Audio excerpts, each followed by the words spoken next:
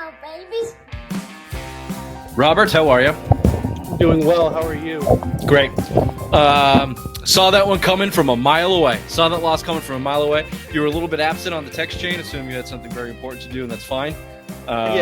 So during the middle of that, I had to take the Christmas photos. I was in between watching the game, much like that Instagram meme or whatever it was. That's how I felt, but I was ultimately saved by missing most of that game.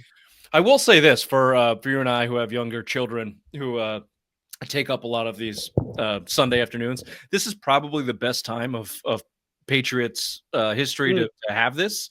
You know, That's true.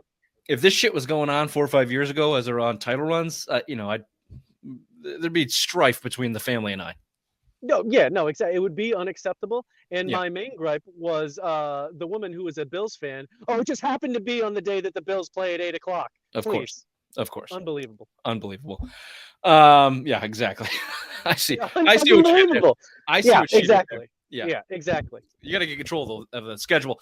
We've been bantering too much here. What we want to do is banter about the Patriots and their last second heartbreaking loss, if that's what you want to call it. But again, toot called that shit. The second Gonzalez got the interception, and they acted like a bunch of peas. I said, watch this. They're going to charge down, score the touchdown, go for 2, and win it. The only thing I got wrong is Drake May didn't throw the interception to lose the game for the third time this year. Close. Nope. Came close, though. But it didn't. Instead, it was just your bozo coaches again throwing their team under the bus. So we'll be doing that. A new way to lose.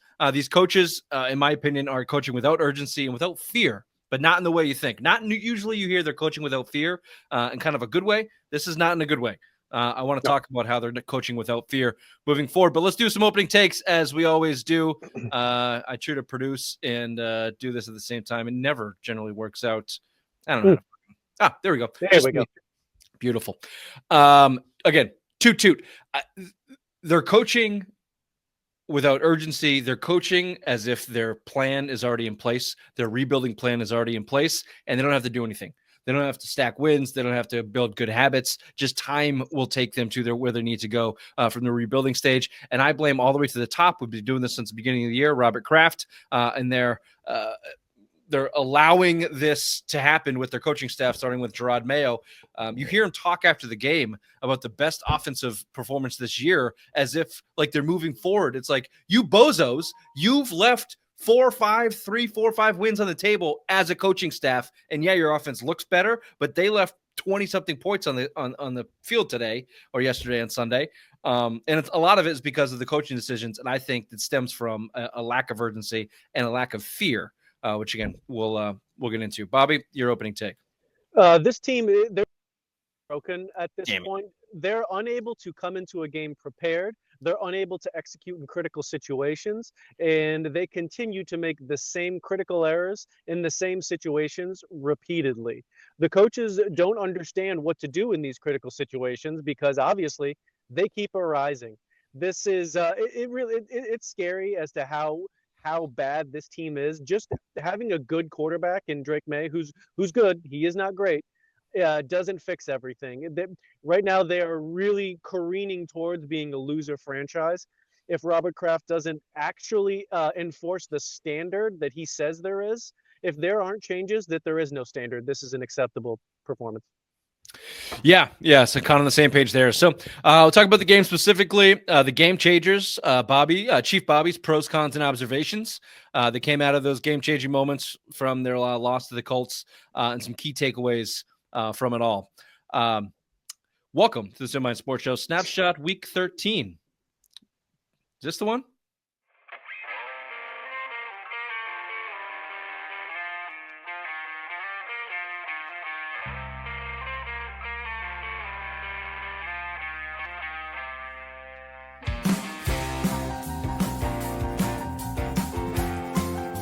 Apparently, the Celtics are dumb front-running pussies. This is the same team they have been for 4 years running.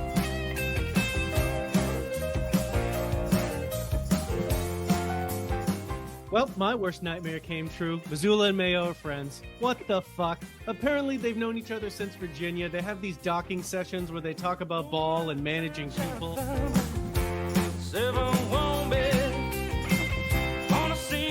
I'm on vacation compilation. I'm gonna quay all these. I'm gonna fucking watch them this week. Do you say quay? Is it not quay? It's Q. It's Q. It's QUE. You idiot.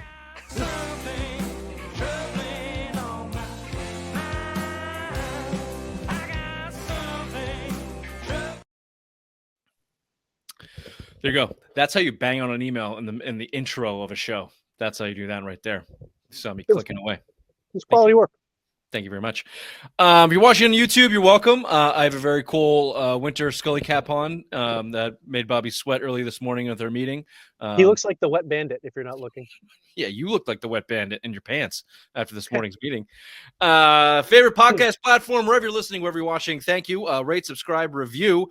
Tell your friends, as always, tell your mothers. And tell them to subscribe to our newsletter in the link in this comment section and in the profile here, or simplemindsports.com for Behind the Paywall, where we will read, summarize, give you the opinions on the biggest stories in Boston sports behind your paywalls, like the Globe, the Herald, the Athletic, Boston Sports Journal, all the big ones.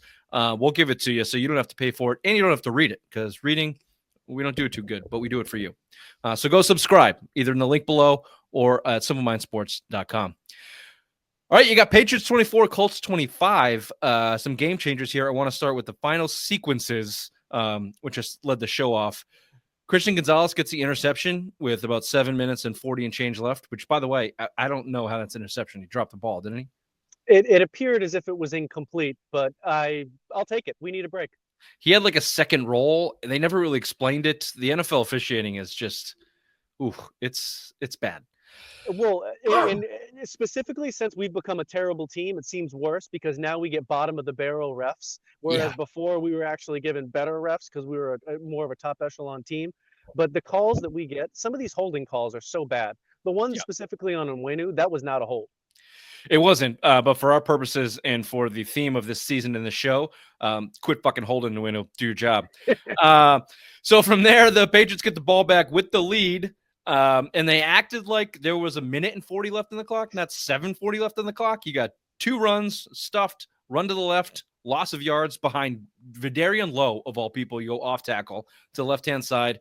And then 3rd and 10, you get a sack on Drake May. You kick the ball back to the Colts with 5 minutes and 40-ish seconds left. 19 plays, 3 fourth downs, 1 more defensive pass interference for the Patriots, Austin, who had a good game, but that wasn't part of it. And then you got a 4th down touchdown on Kyle Duggar, yet again, right in front of his face. And then you get the 2-point conversion where Barmore either got blown up or held, depending on how you want to look at that.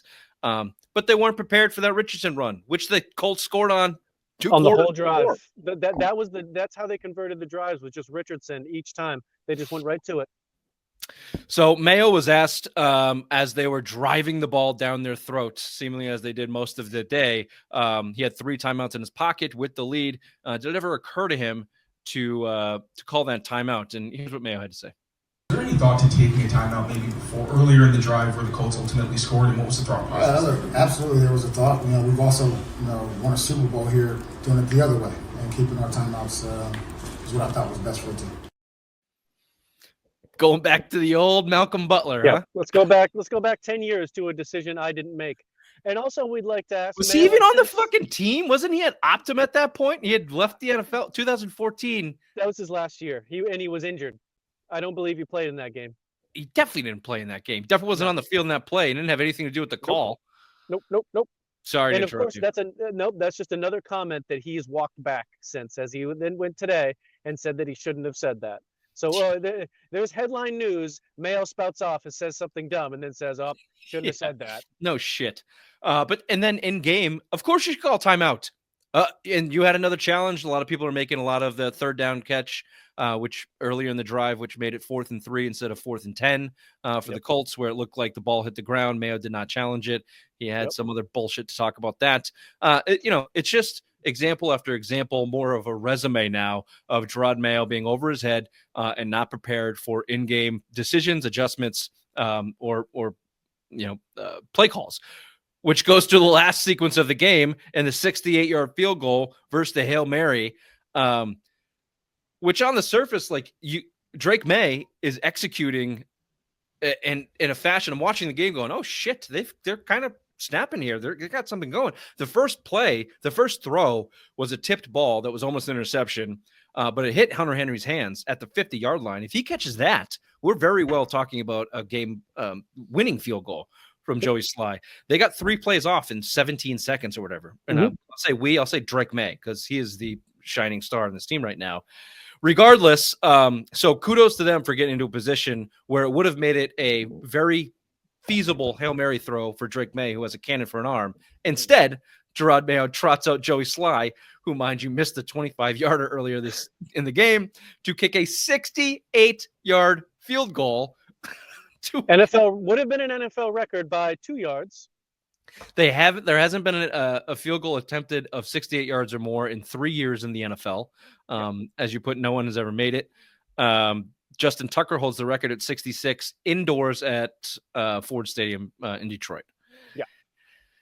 So, do you want to? The other part that I found amazing about this, Sly was asked about it after the game. Mayo never communicated that they might kick this ball. He had 17 seconds left. They're running plays, getting down to midfield, and here's the quote from Joey Sly. To be honest with you, when they did the chunk play right there at the end, I figured it was going to be a better situation for me just to get in the field goal range. I do not think we were taking that opportunity to try and get a Hail Mary. Just seemed like everything was kind of leaning towards kicking the field goal in that situation. Leaning towards? How about the head coach comes over and goes, look, Sly, if we get it to the 50, can you bang a 68? Yeah. How about a little communication? There is, as more and more comes out on this whole regime, the only way that I could even stomach Mayo coming back, there needs to be an intermediary that comes in that handles these in-game decisions for him, just much like Belichick had with, what's his face? What was the classic guy that Belichick Ernie had Adams. that did this? Yes, he needs someone to play that role to help him manage these decisions right now because he's unable to, and it just continues to come up. They're supposed to have that guy. It's the nerd named Evan Well, fuck that Weinstein? guy. If he's on he blows. He's also never done the job, and Matt Patricia hired him. God. So everybody in their job has never done their job before. And it shows. Then it's so bad. It absolutely shows. What's funny is the more I watch this team, I actually kind of start to think that their roster isn't as bad as I think it is because they're in these fucking games. This could be a 6-win team. Literally could be. They match up against these teams. They just fucking lose the game in a new way each time. You're seeing to put it plainly, there was enough talent on the field for the Patriots yesterday to win that game. By And 18, 20 points. it was not necessarily the players that lost it. Now, they have to take their fair blame. Holding calls are certainly on the players, but when you add up the penalties and mistakes and miscues into a pattern, then you have to fall back to coaching. And lack of discipline, lack of attention to detail, certainly offensively, between last week in Miami and the pre-snap penalties. It's like, all right, we clean that shit up, but oh, fuck, now we got the post-snap penalties. And back and forth, we'll seesaw on this goddamn nonsense, right? So when you have a team like that, coaching wins and loses on the margins, really in any professional sport, but certainly in the NFL. The Patriots have matched up against rosters that are clearly better than them this year. They've gotten smoked. There's your talent discrepancy. Miami, they're just better. They're better than you on the field. But then when you come up against shitty teams like the Jags or the Titans or the Colts, it comes down to coaching and being a better coach. Within the game. And they have clearly proven that they are not. That they're simply not. They're the bottom of the barrel when it comes to coaching in the NFL. And here's just one more clip from Mayo, quick one that I thought was kind of my favorite of the day that proves that, talking about whether they kick it or throw the Hail Mary. That was into the decision at the end to try the 60-yard field goal versus going for a Hail Mary there. Yeah, that was 100% me. Look, Sly was hitting it well in pre-end. I felt that was the best thing to do to help our team win the football game. Not sure what the numbers are on Hail Marys versus the field goal there, but that's what I felt was right. Not sure what the percentages tell you on that one. Real quick. Fucking zero, Gerard. Zero vibes. No kicks have ever been made from 68 yards. Never happened before. Exactly.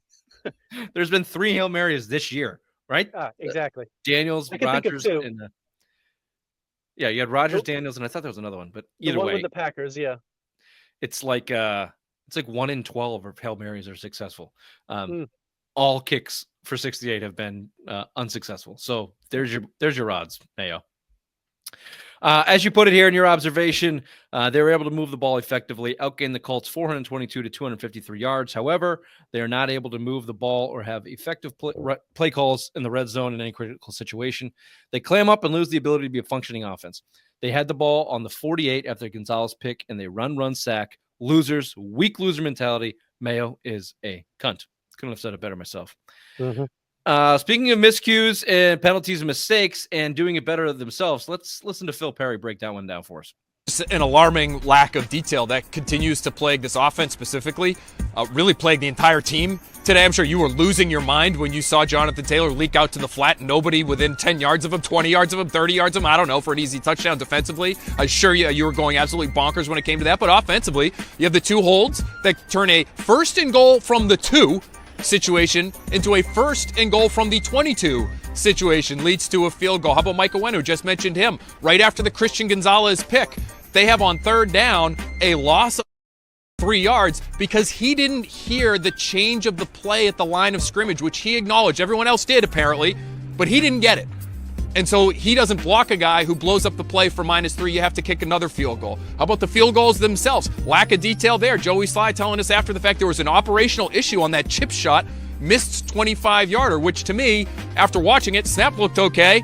And I see his palms go to the sky, and he looks at the placeholder, Bryce Behringer, as soon as he misses that thing. To me, there had to have been some issue with the hold, even though on the television copy, it looked just fine, but maybe something didn't get communicated there. That's how he put it. So to me, between Space and Kendrick Bourne right on top of Hunter Henry, which leads to a coverage sack and another field goal, they left innumerable points on the board today here, guys. And for a team that struggles to score more than 20 points, they should have had more than 30 today if they just kept from. He was angry. I love Phil Perry. Yeah. He's He's really found his pocket with his team sucking. He can just unload on him. Yeah. 3 specific drives. Perry talked about a lot of the hitters, the highlights there, but you started with the first drive of the game for the Patriots. They're carving them up, ball down to the 7-yard line. Then, as you put, they clam up. Second down run up the middle. Gibson 5-yard line on third down. They, whether this is coaching, whoever you want to blame, they pointed it out on the broadcast, but they run a mesh scheme for a pass play on third down. Bourne into his own. into a zone defensive coverage, which doesn't work. It's not the point of the mesh is supposed to run picks, so you get man-to-man open. And then Bourne in post-game told us outright, yeah, I fucked that one up. He's like, I got a little happy. I got a little anxious. I got to the middle of the field and turned my head. I'm supposed to keep going and kind of bring the defense with me so Hunter Henry can be open in the middle of the field for a touchdown. So you had a bad play call against the wrong defense, and then you had a wide receiver who's, what is it? It's like 6th year in the league. Yeah, he's it's like 7, 8. Yeah, he's a veteran. He consistently runs the wrong routes and fucks up out there. It leads to a sack and a settling for a field goal to go up 3-0. Kendrick Bourne's personal admissions this year should get him blacklisted from the NFL. After every game, he basically says, I run the wrong routes, I don't know what I'm doing, and I keep fucking up. And you see what happens. We already have Douglas that does the same thing too. Hunter Henry admits he's fucked up things too. Basically, all the pass catchers, it's like a 75% chance they're going to be where they say that where they're supposed to be. Yeah, if that. It's another indictment really on the coaching for me too. Kendrick Bourne has been in the doghouse for this franchise most of his time under Belichick, and then we understand why. Yeah, the Wolf Pack up there decided to give him a 3-year contract after he blew out his ACL. Yeah, for $9 million a year or whatever. Look, he seems like a good locker room guy. They were trying to build culture. Isn't he? His locker room blows. He's his receiver room blows. They're all malcontents, and he's the veteran. Yep. Too bad. Pat's second scoring drive, they get the ball to the 2-yard line. This is the Owenu hold we talked about earlier. They have a wild card play from the 2nd-yard line. A little creativity there from AVP. And again, something goes wrong. And Owenu, you're right. It was a ticky-tack call. But if you look back, he grabbed the guy and he's arm's length of Stevenson. Maybe he doesn't get Stevenson, but he certainly has a chance at him. So they make that call. knocks him back 10 yards, takes a touchdown off the board. And then you get it right back to back. You get a holding on Layden Robinson, who's starting at left guard because they can't help themselves, but continue to switch up the offensive line because they don't have any professionals that can play there. So the back to the 22, they set up for a field goal. They had 5 holding calls on the offensive line in the first half, 5 of them. Yeah. Where last week, would they have 5 4 false starts in the first half? Mm-hmm. Just pathetic. Well, you see what the problem is. They either have to move too fast to get out of the way. If they stand in there, they have to grab. So there's nothing we can see. And then next week, it'll keep going back and forth. That sweet spot, I think, is what they call good. Yeah, when you can play there. in between that. No, they are. No. They're outside of the sweet spot for sure. And then just to continue that trend, the drive right before half, here's the big one. Ball on the 11-yard line, first down run, second down run, third down sack, which would have been another holding call, I think. It was declined. Low, but it was declined. And then you had the infamous Joey Sly field goal miss from 25 yards, in which he looked down at Berenger and almost kicked him in the face for holding the ball wrong, I guess. In post-game, he was asked about it, and he said there was an operational error, but it was his fault for not communicating it correctly. Very, very much a Finkel laces out Ace Ventura bullshit kind of thing. It's 25 yards. You should be able to kick that with your ass and make it. I don't give a shit who fucked up. It's a 25-yard field goal, and it cost you the game. So bad. Exactly. Bad all around. Lastly here, just a miscue. I'll touch on the Drake May interception. Can't quite get a game in without throwing one of those. Don't really put this one on him, but the ball was behind Henry. It was a tight window, hit his hands. Defender made a good play and a fluky bounce, but go ahead. It's difficult to really assign blame to anyone other than saying it was good defense. He put it low and really kind of like where nobody else could catch it but him. I think that's just the way the season. It's just bad luck. It's just a bad season. Yeah, it's a loser's bounce. When you don't play aggressively and you make the decisions you do, you get loser bounces. That's what it feels like anyway, because you don't make up from your mistakes. Switch gears here to your where'd the defense go? Sorry. Yeah. Just switch gears to the defense, who got carved up all first half. I don't think they forced on to the fourth quarter, if I had that right. So they didn't give up. They gave up 10 points 11 in the second half. They gave up a field goal and then the 8-point. Yeah, but they didn't force a punt to the fourth quarter. The Patriots defense. I don't know about that as far as with their punting, but it just, since you mentioned punting, the first time that the Patriots punted all game was that punt, with the very last punt that we were talking about after the run sack. Yeah. I said that live too, in real time. You've carved up the defense all day, Alex Van Pelt, with giving the ball to Drake May and allowing him to be a playmaker. And then with 7.5 minutes left, you tuck your dick in between your legs and run the ball because you think you're running out the clock with 7 minutes left. And then your only punt of the day leads to a 19-yard game-losing drive. So good for you. Their defense let it up, though.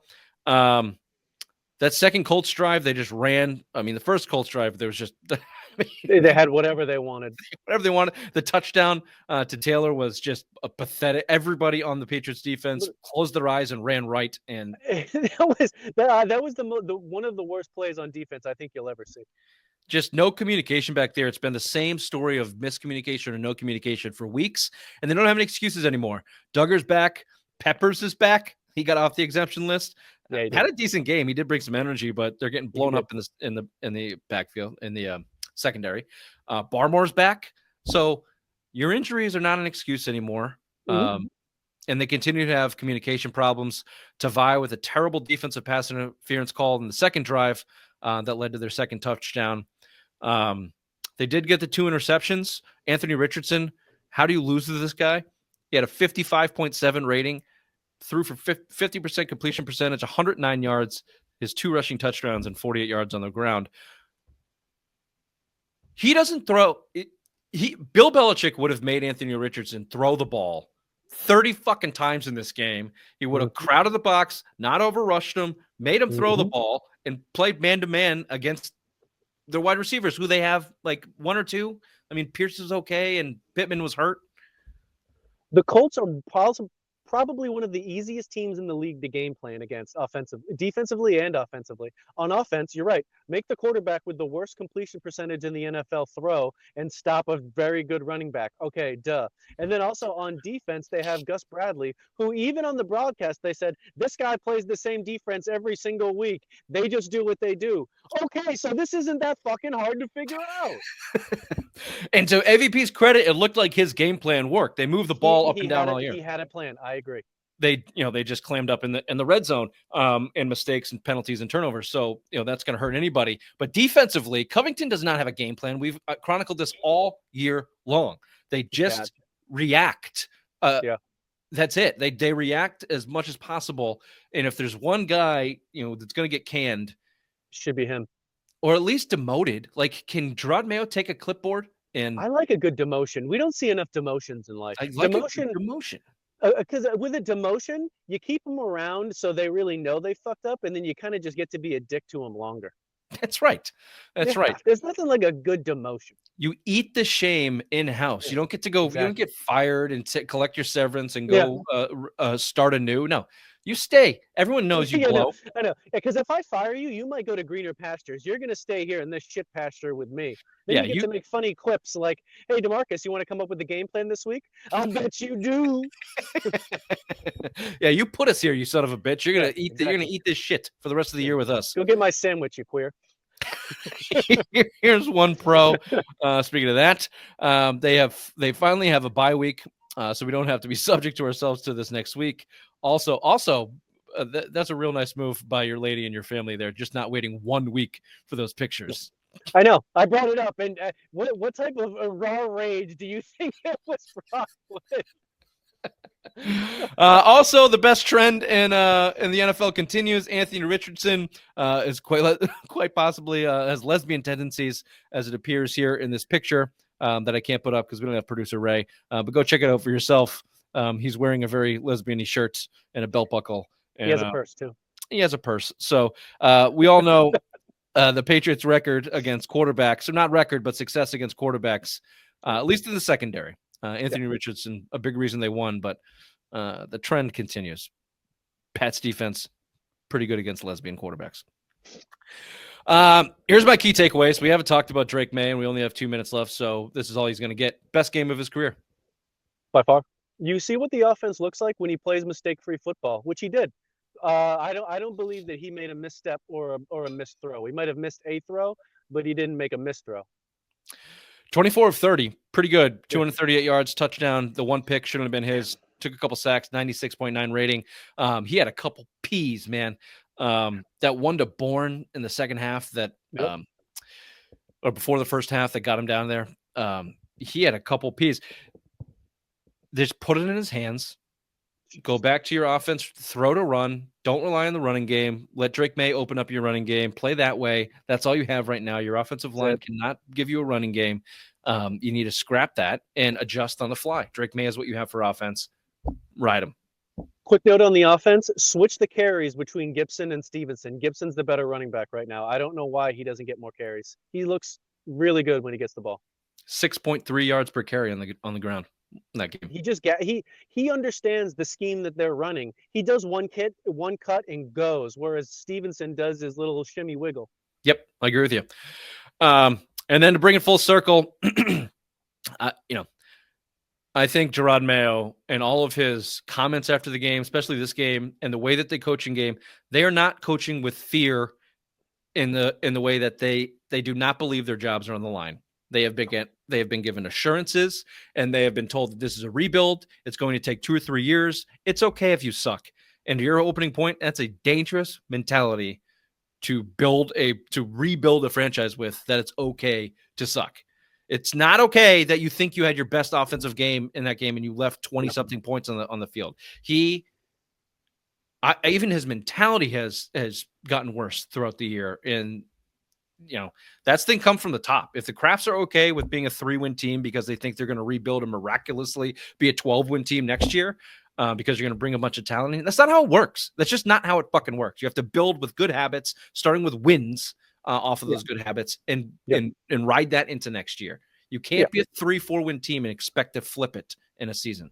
It's specifically to build off these points. All these fucking loser idiots that think losing games is a good thing, and then next year, all of a sudden, Gerard Mayo, Covington, and AVP are going to figure out how to win games. They're not going to be any different with better players. They're going to fuck it up just the same. You're either a good coach and good at your job with whoever is there, or you are not. If they're learning how to win these games, let's say if they had won 2 more games, like 2 of these games that we've been bitching about that they turned into wins, maybe then we could feel better because they're getting some. They're getting none. They're fucking it all up. Yep. No, I agree with you. They're not building. They're building. They're going the other way. They're building poor habits. They're learning how to lose, not how to win. And to reiterate one more time, there's not a single person on the coaching staff that has ever had experience winning in their position. So how are they supposed to teach it? They don't know how to do it themselves. Scary proposition there. So, all right, that's as much time as we have. This has been Snapshot Week 13. Catch it on Thursday live, Facebook, YouTube, Twitch. Check out the podcast on Friday. Rate, subscribe, review. And again, click the link for Behind the Paywall. We'll read it. We'll buy it. We'll summarize it for you so you don't have to do it. And check out simplemindsports.com. Until next time, we won't see you next week. Thank God. Latest bye week in the season. We got to wait 14 goddamn weeks for this. But we're taking next week off. So see you Thursday. See you then. Bye-bye. Bye.